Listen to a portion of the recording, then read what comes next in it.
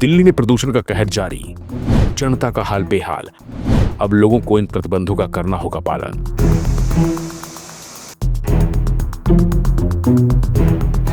जी हां, मंगलवार को दिल्ली की वायु गुणवत्ता इस साल और इस सर्दी में के मौसम में पहली बार गंभीर श्रेणी में दर्ज की गई। एक्यूआई 400 के पार पहुंच गया। दिन भर धुंध छाई रही। एनसीआर के शहरों में एक्यूआई के स्तर में वृद्धि देखी गई। नतीजतन दिल्ली देश में सबसे खराब वायु गुणवत्ता वाले शहर बन गया। हालांकि एक दो दिन में इसके बेहद खराब श्रेणी में वापस आने की उम्मीद है। केंद्रीय प्रदूषण नियंत्रण बोर्ड यानी सीपीसीबी द्वारा जारी वायु गुणवत्ता बुलेटिन के अनुसार मंगलवार को राजधानी का 24 घंटे का औसतन एक्यूआई 428 रहा, जो देश में सबसे अधिक है।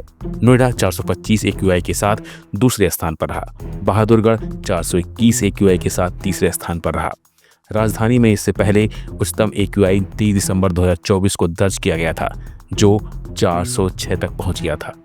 वहीं दिल्ली शिक्षा निदेशालय ने 12 नवंबर से 5वीं कक्षा तक के लिए हाइब्रिड मोड का निर्देश दे चुकी है।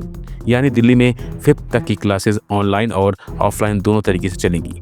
पेरेंट्स अपने लेवल पर डिसाइड कर सकते हैं कि उन्हें बच्चों को स्कूल भेजना है या नहीं। इस नियम को समझने के लिए पेरेंट्स संबंधित स्कूल में संपर्क कर पूरी जानकारी दे सकते हैं।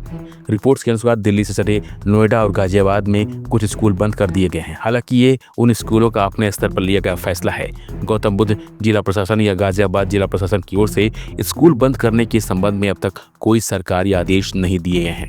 ऐसे में स्कूल और पेरेंट्स को सलाह दी गई है कि वे अपने अपने स्कूल से कांटेक्ट में रहें और रेगुलर अपडेट रहते रहें।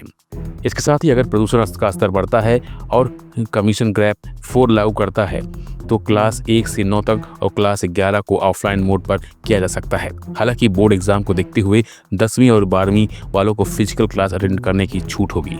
बीते वर्ष भी दिल्ली एनसीआर के स्कूलों में ऐसा ही नियम लागू किया गया था। वहीं जानकारों का कहना है कि अगर हवा की रफ्तार में सुधार नहीं हुआ तो एक्यूआई 500 तक भी पहुंच सकता है।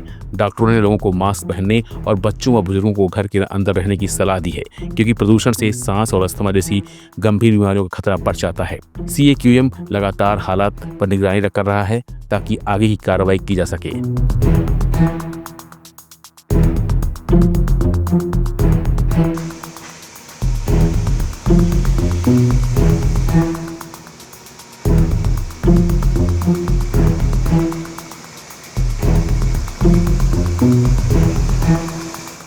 फिलहाल के लिए बस इतना ही। बाकी अपडेट बने रहिए वन इंडिया हिंदी के साथ।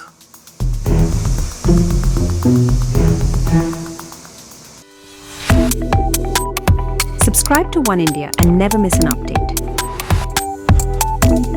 Download the One India app now.